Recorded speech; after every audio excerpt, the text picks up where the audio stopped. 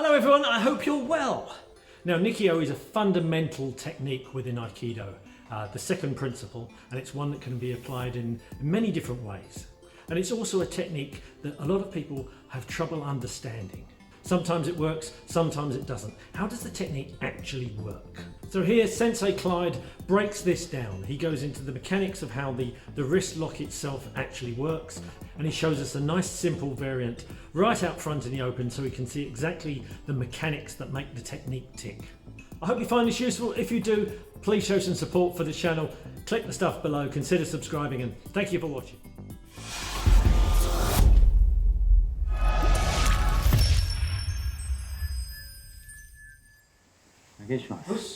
So, it's starting from a hand grab, as so much of Aikido is.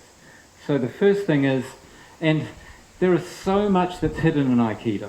Okay, you see someone do this technique like this, okay, and it looks like it's a good technique.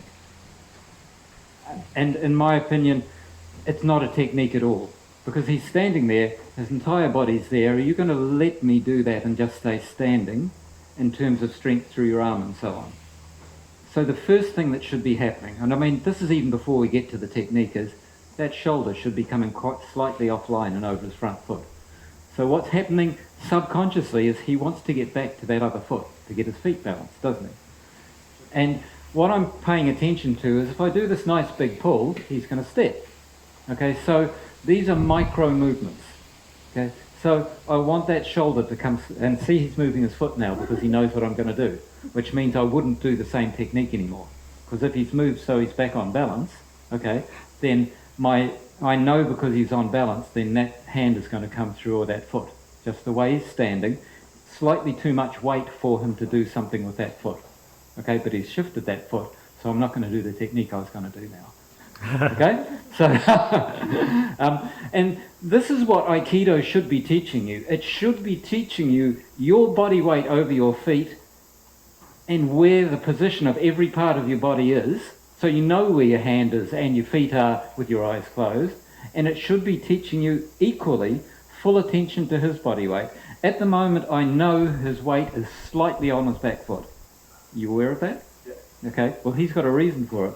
And my first thought is when I see that he's going to kick, or he's in a style that likes to go for the knee. Okay? And I know that.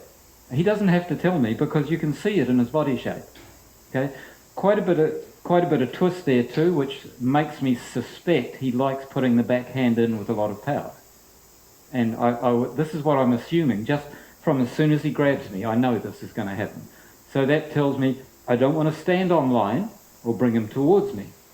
Okay, so I want to come off, and just that much is enough, not enough to make him step. Okay, so now as he's recovering his balance, I will get that to happen. Okay, so I'm coming to here for my Nikyo. And so the first thing I want you to do is grip, rotate that back.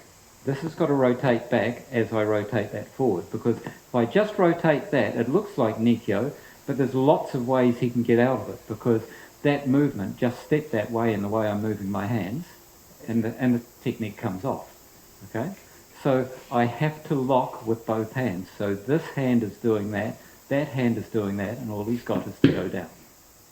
Okay, I don't want to give him the idea that he can move forward and away from that. And as soon as my hands move, I am telling his body, go that way. So go that way and pull.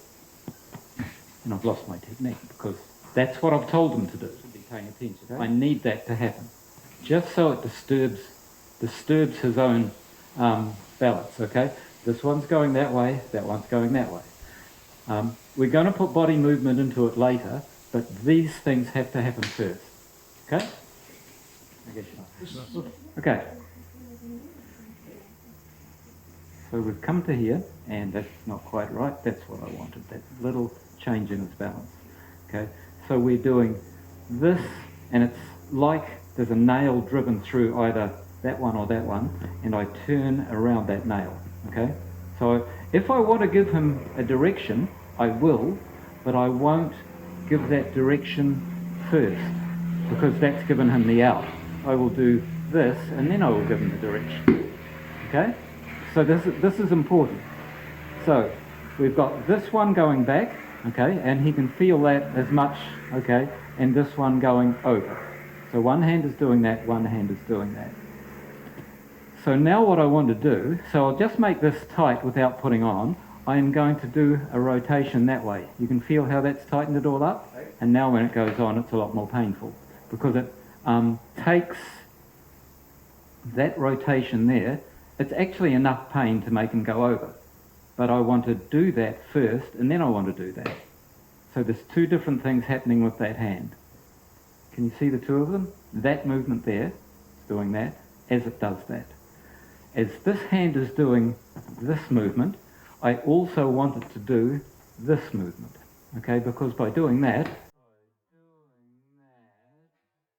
it's pulling that elbow offline. Okay, so I'm forcing his elbow out as I do that. Sorry.